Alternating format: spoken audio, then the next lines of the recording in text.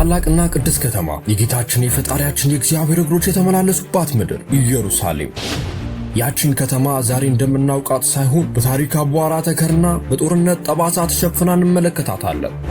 ለ300 ዓመታት ያህል 300 ዓመታት ሙሉ ታላቁ ሀብት የነፍሳችን መዳኛ ምልክት ክቡር መስቀሉ ከመሬት በታች ተቀብሮ የቆየባት ስፍራ ሆን ተብሎ በተንኮልና ምቀኝነት ከክርስቲያኖች እይታ የተሰወረበት ምክንያት መስቀሉን ማን ቀበረው? እንዴትስና በማንስ ተገኘ?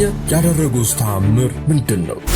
አብራችሁን ብትቆዩ የመስቀሉን መጥፋትና መገኘት አስደናቂ ታሪክ እንዳስሳለን። ይህ ጥንታዊ ታሪክ ለሕይወታችን ምን ያስተምረናል? የታሪክ የጠፋውን ተስፋ፣ የረሳነውን ፍቅር፣ የተቀበረውን ሰላም እንዴት ዳግም ማግኘት እንደምንችል ያሳየናል።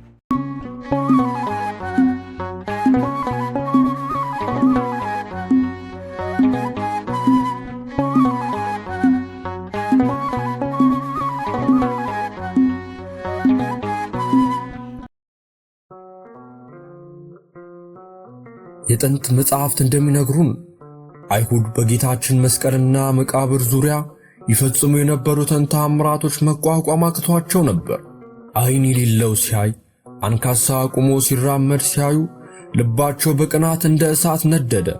ያንን ተስፋ የሰጠ ምልክት የመዳን ማኅተብ የሆነውን መስቀል ለማጥፋት በክፋት ተነሳሱ።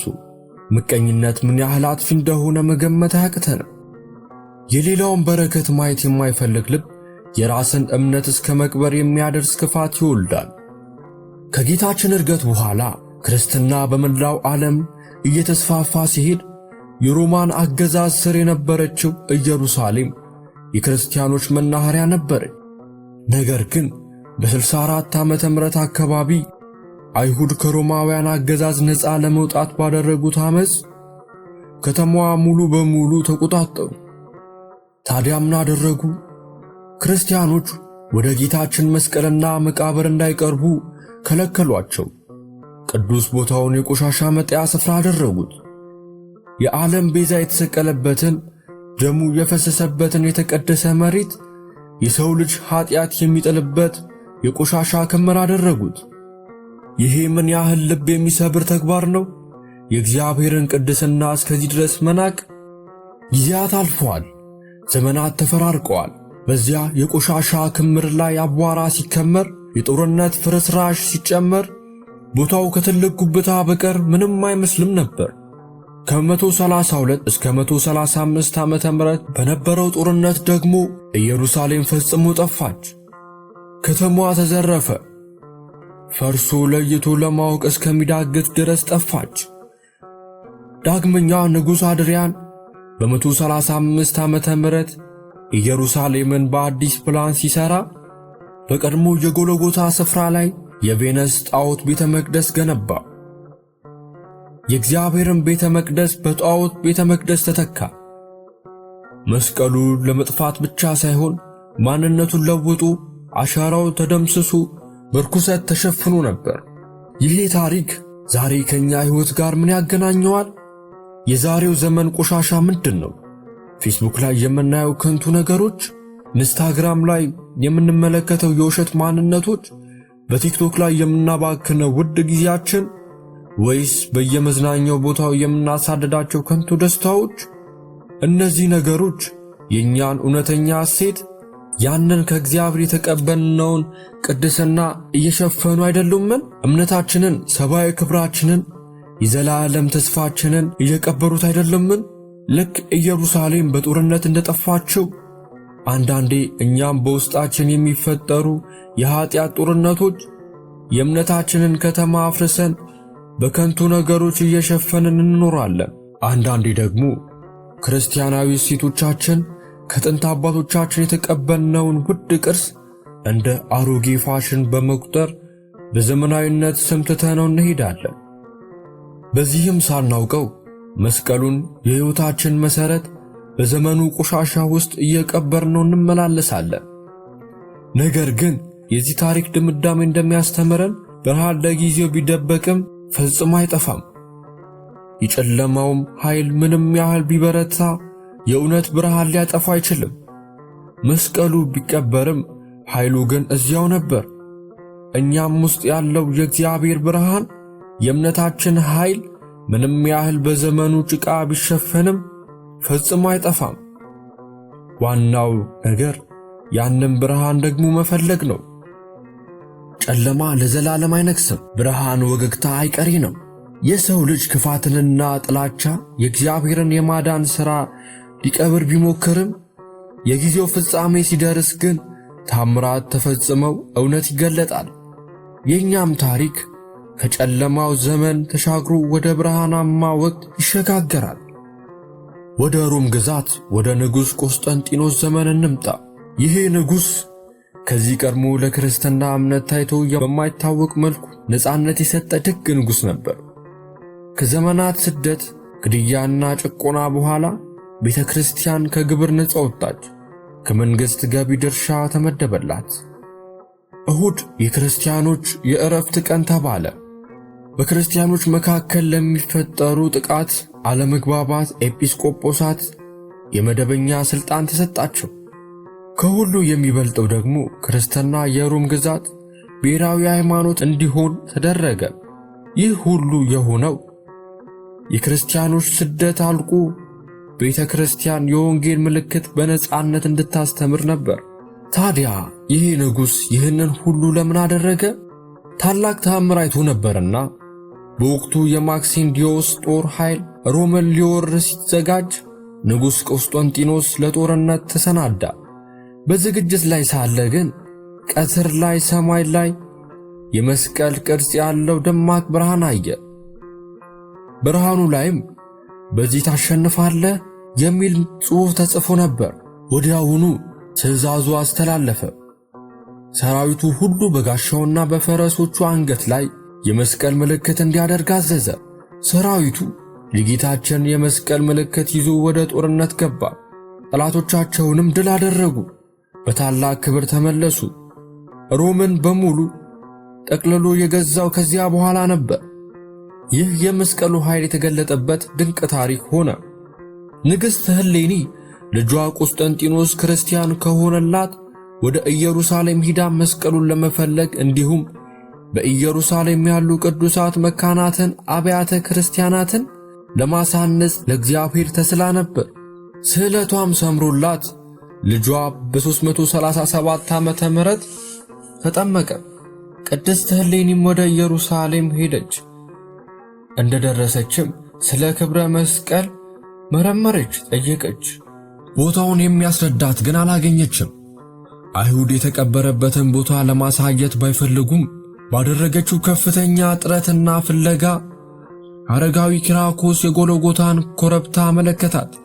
ዳሩ ግን ኪራኮስ ዘመኑ ከመርዘሙ ጋር ተያይዞ በአካባቢው ከነበሩት ከሦስቱ ተራሮች ውስጥ መስቀሉ የሚገኝበት የትኛው እንደሆነ ለይቶ ማወቅ አልቻለም። ቢሆንም ግን ይህንን ታላቅ ምክር ሰጣት። ደመራ አስደምሪ፣ ዕጣን ጨምረሽበት ብታቃጥዪው ጢሱ ይመራሻል አላት። ንግሥቲቱም ሳትጠራጠር በእምነት ተቀበለችው። የእምነት ተግባር ማለት ይህ ነው። ንግሥት እሌኒ እንደታዘዘችው ደመራውን አስደመረች፣ ዕጣኑንም አስጨመረች።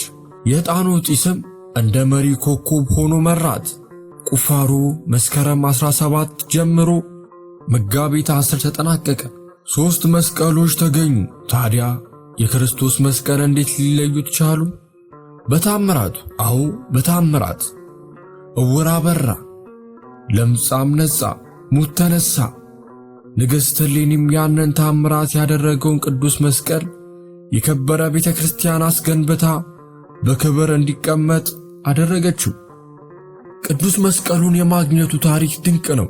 ነገር ግን ከዚህም በላይ የመስቀሉ እውነተኛ ታሪክ፣ የመስቀሉ እውነተኛ ትርጉም የሕይወታችን ማዕከል፣ የመዳኛ ምልክት መሆኑ ነው። መስቀሉ ዝም ብሎ ታሪካዊ ቅርሳችን ብቻ አይደለም። እርሱ የመዳናችን መሳሪያ፣ የመድኃኒታችን የኢየሱስ ክርስቶስ የተቀደሰ ሥጋውን የቆረሰበት፣ የከበረ ደሙ የፈሰሰበት የሕይወት ዕፅ ነው። መዳናችን፣ ቁስላችንን መፈወሱ፣ የዘላለም ሕይወታችን የተረጋገጠው በመስቀሉ ላይ ነው። አዳምና ሔዋን በእግዚአብሔር ላይ በበደሉ ጊዜ በመላው የሰው ዘር ላይ የሥጋና የነፍስ መርገም ወረደ፣ ሞትም ነገሠ። ነገር ግን ቅዱስ ጳውሎስ በገላትያ መልእክቱ ላይ በእንጨት ላይ የሚሰቀል ሁሉ የተረገመ ነው ተብሎ ተጽፏልና ክርስቶስ ለኛ እርግማን ሆኖ ከሕግ እርግማን ዋጀን። ጌታችን እኛን ከመቅሰፍት ሲያድን እርሱ ራሱ መርገም ተሸከመ። መስቀሉ የረገመንን መርገም ሥጋና መርገመ ነፍስ ያስወገደበት ቅዱስ ምልክቱ ነው። መስቀሉ የጥል ግድግዳ የፈረሰበት ነው። ኢሳይያስ ነቢይ በደላችሁ በእናንተ በአምላካችሁ መካከል ለይታለች እንዳለ ኃጢአት በእኛና በእግዚአብሔር መካከል ግድግዳ ገንብቶ ነበር።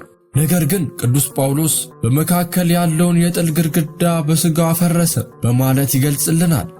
ይህ ማለት ዕርቅ ተፈጸመ ማለት ነው። ሰውና እግዚአብሔር ታረቁ። እኛ ጠላቶቹ ሳለን በልጁ ሞት ከእግዚአብሔር ጋር ታረቀን። ይህ ዕርቅ ደግሞ እርስ በእርስም እንድንታረቅ በአገራችን፣ በአካባቢያችን፣ በየቤተሰባችን ያለውን የጥል ግድግዳ እንድናፈርስ ይጠራናል። የጥንት ጠላታችን ዲያብሎስ የተሸነፈበት ነው። ገነትን ያህል ርስት እግዚአብሔርን ያለ አባት ያሳጠን ዲያብሎስን ጌታችን ኢየሱስ ክርስቶስ ድል ያደረገበት በመስቀሉ ነው። የሰውና የእግዚአብሔርን መጣላት ምክንያት የሆነው ዲያብሎስ የመስቀሉ ኃይል ድል ተደረገ። ዛሬም እኛ በመስቀሉ ኃይል ከአጋንንት ፈተናዎች እንድናለን። መስቀሉ አምላካዊ ሰላም ምንጭ ነው። ኢሳይያስ ነቢይ ሕፃን ተወልዶልናልና ስሙም ድንቅ መካር፣ ኃያል አምላክ፣ የዘላለም አባት፣ የሰላም አለቃ ተብሎ ይጠራል በማለት ትንቢት የተናገረለት አምላክ ፍጹም ሰላምን የሰጠን መስቀሉ ላይ ነው። ቅዱስ ጳውሎስም መጥቶም ቀረበን፣ ርቃችሁ ለነበራችሁ ለእናንተም ሰላምን ሰጠ በማለት በመስቀሉ የተሰጠንን ሰላም ገልጾልናል። ከሁሉ በላይ ደግሞ መስቀል የእግዚአብሔርን ፍቅር የተገለጠባት ነው። ጌታችን ኒቆዲሞስን ሲያስተምረው እግዚአብሔር አንድ ልጁን እስከሚሰጥ ድረስ ዓለምን እንዲሁ ወዷታልና ብሎታል። የእግዚአብሔር ፍቅር እኛን ለመውደድ እንጂ እኛ ስለምንወደው አይደለም። ኃጢአታችን ያስተሰርይልን ዘንድ ልጁን ላከልን። መስቀሉ ለ5500 ዘመናት ተዘግቶ የነበረውን የገነት በር የተከፈተበት ቁልፍ ነው። ጌታችን የመጣውን ይህን የገነት በር ለመክፈት ነው። በቀኙ የተሰቀለውን ወንበዴ ዛሬ ከኔ ጋር በገነት ትሆናለህ ብሎ የገባለት ቃል የዚህ ማረጋገጫ ነው። ለዚህም ነው ቅዱስ ጳውሎስ ከጌታችን ከኢየሱስ ክርስቶስ መስቀል በስተቀር ሌላ ትምክህት ከኔ ይራቅ ያለው። ዓለም ከከንቱ ፍላጎቶቿ ጋር ለእኛ ሙት ትሁን፣ እኛም ለዓለም የከንቱ ነገር ሁሉ ሙት እንሁን። የመስቀሉ ቃል ለሚጠፉት ሞኝነት ነው፣ ለእኛ ለምንድን ግን የእግዚአብሔር ኃይል ነው። ይህ ኃይል በቀራንዮ አንድ ጊዜ የተሰጠው እስከ ዘላለም አይለየንም።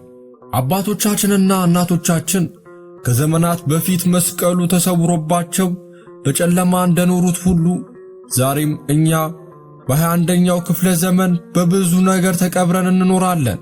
ንግሥት እሌኒ የጌታችንን መስቀል ከአፈር ቆፍሮ አውጥታ ብርሃን እንዳበራቸው ሁሉ ዛሬም እኛ የእኛን ዘመን እሌኒዎች መሆን አለብን።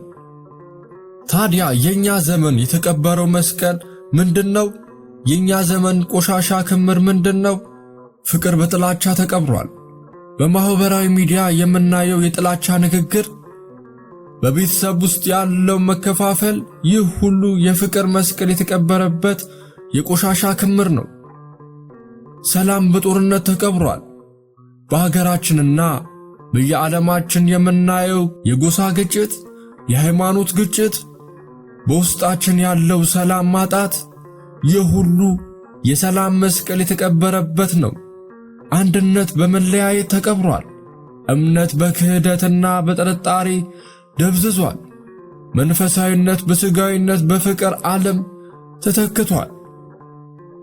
የሕዝቦች አንድነትና መተባበር በዘረኝነት በጎሰኝነት ቆሻሻ ተቀብሯል። እነዚህ ሁሉ እኛ ወጣቶች ዛሬ በየከተማው ጎዳና፣ በዩኒቨርሲቲው ግቢ፣ በየሥራ ቦታችን፣ በየቤታችን የሚገጥሙን እውነታዎች ናቸው። ታዲያ ከንግሥት እሌኒ ምን እንማር? ንግሥቲቱ በድካምና በትጋት መስቀሉን ከቆሻሻ ክምር እንዳወጣችው ሁሉ እኛም እነዚህን የተቀበሩ እሴቶቻችንን መቆፈር አለብን። በዘረኝነት በጎሰኝነት የተሸፈነውን የሕዝቦችን መበታተን ቆፍረን እናውጣ። እምነታችንን ከጥርጣሬና ከዓለም ፈተና ቆፍረን እናውጣ። መንፈሳዊ ሕይወታችንን ከሥጋዊ ምኞታችን አውጥተን ወደ ብርሃን እናምጣ። ይህን ስናደርግ ነው እኛ የዘመናችን ህሌኒዎች የምንሆነው። ሰላምን፣ የፍቅርን፣ የአንድነትን፣ የእምነትን እውነተኝነትና ውድ ሀብት አውጥተን ለዓለም የምናሳይ የምንሆነው።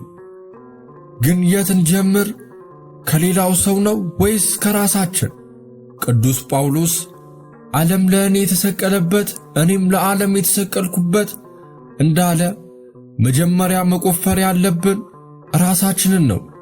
በውስጣችን ያለውን ጥላቻ፣ ዘረኝነት፣ የቅናት ቂም ቆሻሻን ቆፍርና እናውጣ። ራሳችንን ከእንደዚህ አይነት የኃጢአት ቆሻሻ እናውጣ። ለሌሎች የእንቅፋት ምክንያት እንዳንሆን መስቀሉ በልባችን እንሸከም። በአንገታችን ላይ የምናደርገው መስቀል ዝም ብሎ ጌጥ አይደለም። እርሱ ኃይላችን ነው። ከአጋንንት ጥቃት የምንጠበቅበት ጋሻ ነው። ከክፉ ነገር ሁሉ የሚያድነን ምልክት ነው። በመስቀል ስም ስንጸልይ፣ በመስቀሉ ስም ስንማጸን፣ በመስቀሉ ስም ስናማትብ ከአጋንንት ፈተና እንድናለን። ጳውሎስ የመስቀሉ ቃል ለሚጠፉት ሞኝነት ነው፣ ለእኛ ለምንድን ግን የእግዚአብሔር ኃይል ነውና እንዳለ እኛም የመስቀሉን ኃይል አውቀን በየዕለቱ ሕይወታችንን የመስቀሉን ምልክት በልባችን የእርሱን ፍቅርና ሰላም እንሸከም። ይህ ዘመን ሁላችንም ከተቀበርንበት የጥላቻ፣ የዘረኝነት፣ የዓለማዊነት ቆሻሻ ወጥተን ወደ እውነተኛ የመስቀሉ ብርሃን የምንመጣበት ወቅት ይሆናል። ልበ አምላክ ቅዱስ ዳዊት እግሮቹ በሚቆሙበት ስፍራ እንሰግዳለን ብሎ እንደተናገረው ጌታችን አምላካችን መድኃኒታችን ኢየሱስ ክርስቶስ የተቀደሱ እግሮቹ የቆሙበት በመስቀል ላይ ነው። እርሱ በከበረ ደሙ ቀድሶታልና ለመስቀሉ የሚገባውን ክብር እንሰጣለን። እግዚአብሔር በደብረ ሲና ራስ በረድኤት በቆመ ጊዜ ሙሴን ወደዚያ አትቅረብ፣ የቆምክባት ስፍራ የተቀደሰች ናትና ጫማህን ከእግር አውጣ ብሎታል። መስቀሉ በጌታችን ደም ተቀድሷልና የዘላለም ቅድስና አለበት። ለዚህም ነው የምናከብረው፣ የምንሰግድለት፣ የምንሳለመው። በመሆኑም ሁል ጊዜ በጌታችን በኢየሱስ ክርስቶስ መስቀል እንመን፣ ያድነናልም። ወስብሐት ለእግዚአብሔር ወወላዲቱ ድንግል ወለመስቀሉ ክቡር። ይቆየን።